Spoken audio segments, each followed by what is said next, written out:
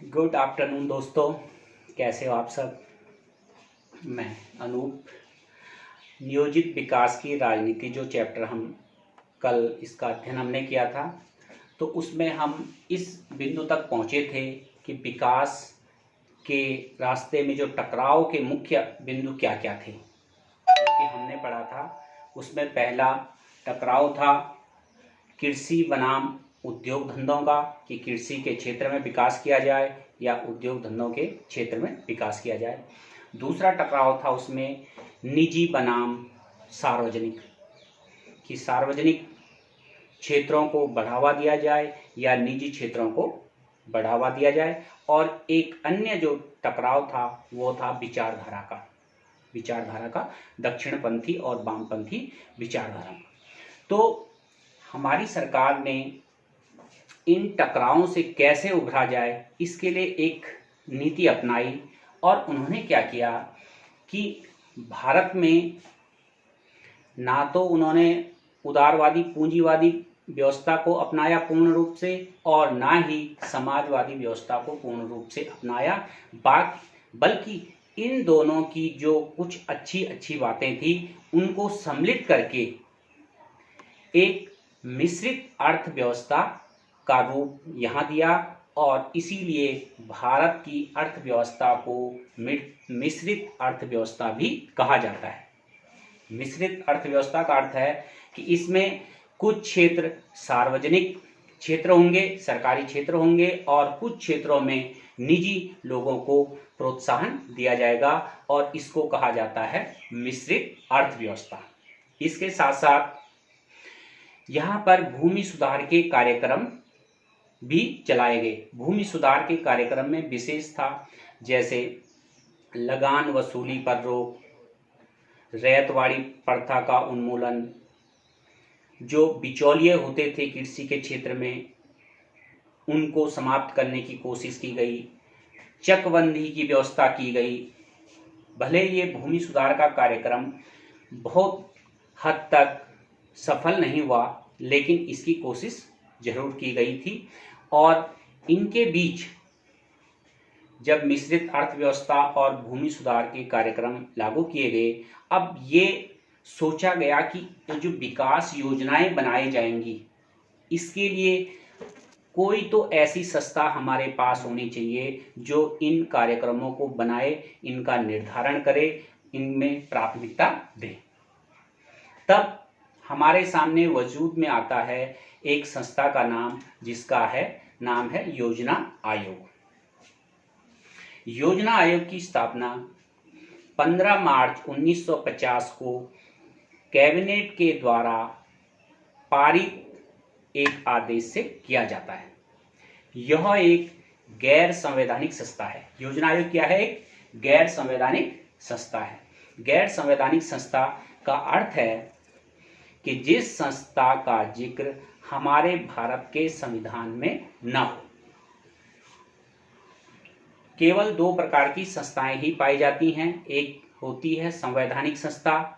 संवैधानिक संस्था वे संस्थाएं होती हैं जिनका जिक्र संविधान के किसी न किसी अनुच्छेद या अनुसूची में उसका वर्णन मिले। जैसे वित्त आयोग। वित्त आयोग का वर्णन संविधान के अनुच्छेद 280 में किया गया है। निर्वाचन आयोग। निर्वाचन आयोग का वर्णन संविधान के अनुच्छेद 324 में किया गया। इसी तरह से महान्यायवादी का वर्णन संविधान के अनुच्छेद 76 में किया गया। तो जिन संस्थाओं का वर्णन संविधान में लिखित रूप से होता है उन्हें संवैधानिक संस्थाएं कहते हैं, और जो संस्थाएं बाद में बनाई गई उन्हें गैर संवैधानिक संस्था कहते हैं। और गैर संवैधानिक संस्था भी दो प्रकार की होती हैं।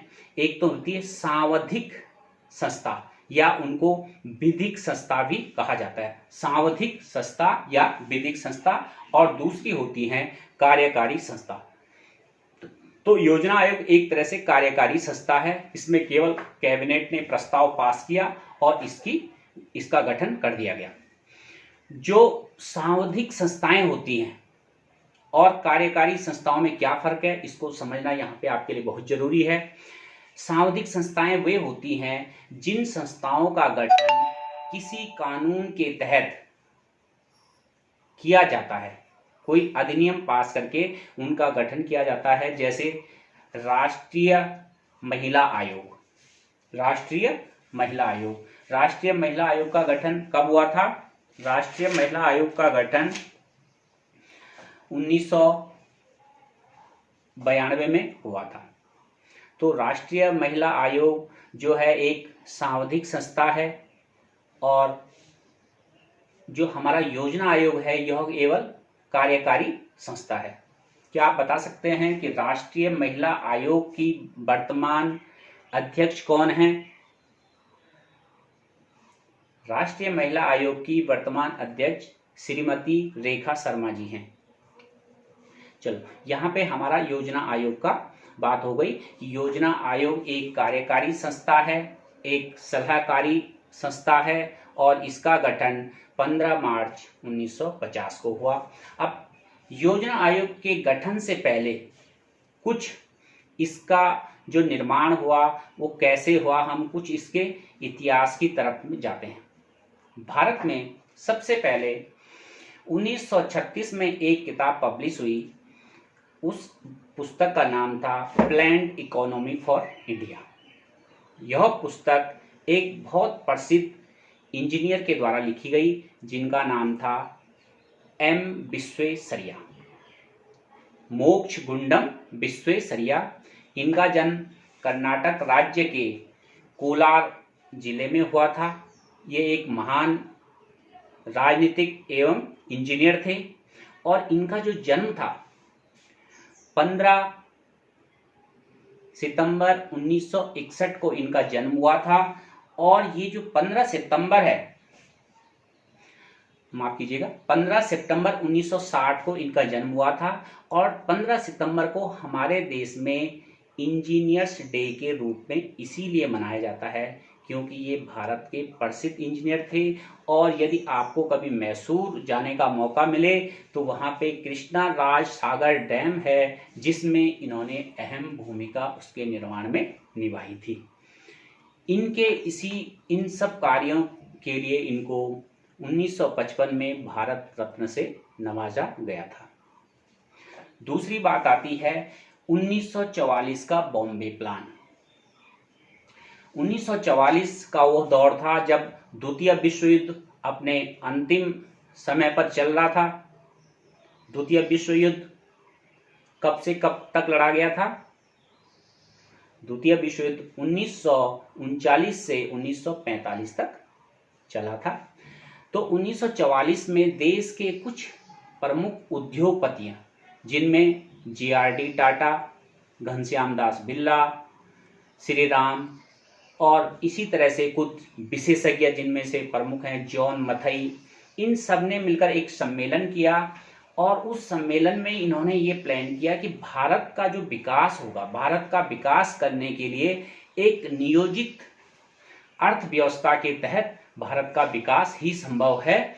और जो ये इन्होंने प्लान वहाँ पे बनाया था उसको बॉम्बे प्लान के नाम से जाना जाता है, और कभी कभी इसको टाटा बिरला प्लान भी कहते हैं क्योंकि इसमें JRD टाटा और घनश्याम दास बिरला भी शामिल थे। उसके बाद आते हैं कि योजना आयोग के जो गठन हुआ उसमें सदस्य कौन कौन होते थे। तो योजना आयोग में एक अध्यक्ष होता था, और अध्यक्ष जो तत्कालीन प्रधानमंत्री होंगे वही उसके अध्यक्ष होंगे। तो यहाँ जो पहली योजना आयोग बनी थी उस समय प्रधानमंत्री हमारे देश के कौन थे? श्री जवाहरलाल नेहरू जी। तो वो उस समय योजना आयोग के अध्यक्ष थे। उसके साथ साथ इसमें एक उपाध्यक्ष होता था। और कई बार आपसे पूछा जा सकता है कि सर्वप्रथम योजना आयोग के उपाध्यक्ष कौन थे।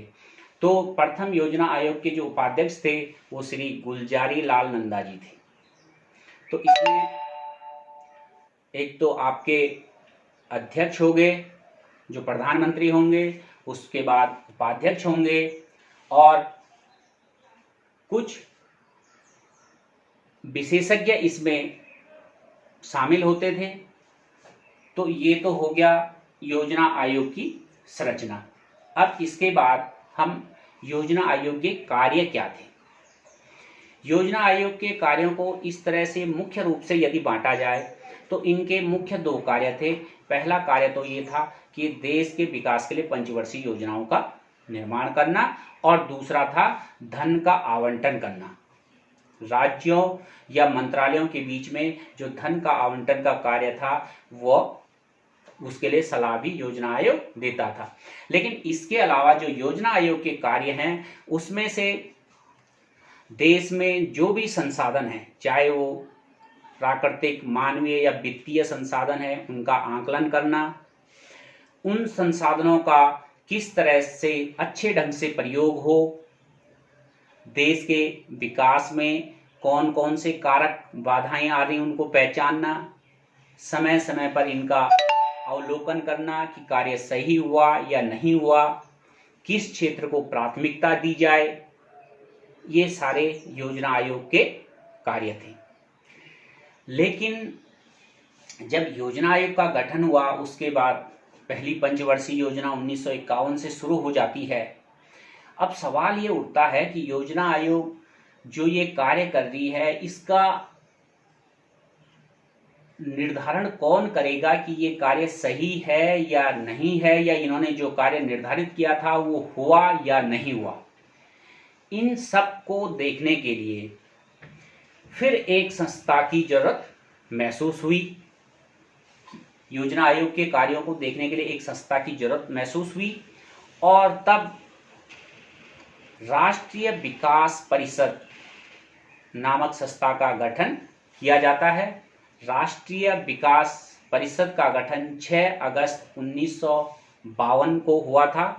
यह भी एक कार्यकारी संस्था है। मैंने आपको बता दिया कि संवैधानिक और गैर संवैधानिक, इस तरह से ये भी एक गैर संवैधानिक संस्था है, लेकिन इसको कार्यकारी संस्था कहेंगे क्योंकि कैबिनेट ने एक प्रस्ताव पास किया और उसके द्वारा राष्ट्रीय विकास परिषद का गठन कर दिया। राष्ट्रीय विकास परिषद का गठन 6 अगस्त 1952 को होता है। इसका जो अध्यक्ष होगा वह भी प्रधानमंत्री ही होंगे और इसमें योजना आयोग के जो सदस्य हैं, योजना आयोग के तमाम सदस्य इसके भी सदस्य होंगे। योजना आयोग के जितने सदस्य होंगे वो इसके भी सदस्य होंगे और इसके साथ साथ इसमें राज्यों के मुख्यमंत्री और जो संघ शासित प्रदेश हैं उनके प्रशासक भी इसमें सदस्य के रूप में कार्य करेंगे। क्या आप बता सकते हैं वर्तमान समय में भारत में कितने राज्य और कितने संघ शासित क्षेत्र हैं? वर्तमान समय में भारत में 28 राज्य और 9 केंद्र शासित प्रदेश हैं और जो योजना आयोग के कार्यों का देखरेख करना, उसको अंतिम सहमति प्रदान राष्ट्रीय विकास परिषद के द्वारा ही की जाती है। तो इस तरह से इस लेक्चर में हमने आज पढ़ा कि भारत ने जो टकराव के बिंदु से उससे कैसे उभरा, मिश्रित अर्थव्यवस्था से क्या समझते हैं, उसके बाद योजना आयोग का गठन, योजना आयोग का गठन 15 मार्च 1950 को हुआ। उससे पहले हमने एक चीज पढ़ी कि प्लान्ड इकोनॉमी फॉर इंडिया पुस्तक एम विश्वेश्वरैया के द्वारा लिखी गई और बॉम्बे प्लान जो भारत के उद्योगपतियों द्वारा एक प्लान था कि कैसे भारत का विकास एक नियोजित ढंग से भारत का विकास हो, जो 1944 में हुआ था। उसके बाद हमने योजना आयोग की संरचना का अध्ययन किया, इसकी संरचना में कौन कौन होते हैं। योजना आयोग का प्रथम जो उपाध्यक्ष थे वो गुलजारी लाल नंदा थे और योजना आयोग जो कि अब अस्तित्व में नहीं है, यह 13 अगस्त 2014 को इसको समाप्त कर दिया गया था और जो अंतिम इसके उपाध्यक्ष थे वो थे मोंटेक सिंह अहुलवालिया। मोंटेक सिंह अहुलवालिया इसके अंतिम उपाध्यक्ष थे। अब इसके बाद अगले वीडियो में हम नीति आयोग के बारे में चर्चा करेंगे और उस तब पंचवर्षीय योजनाओं का जो जो भारत में पंचवर्षीय योजनाएं चली हैं उनके बारे में अध्ययन करेंगे। तो आज के वीडियो में बस इतना ही। धन्यवाद। Have a nice day.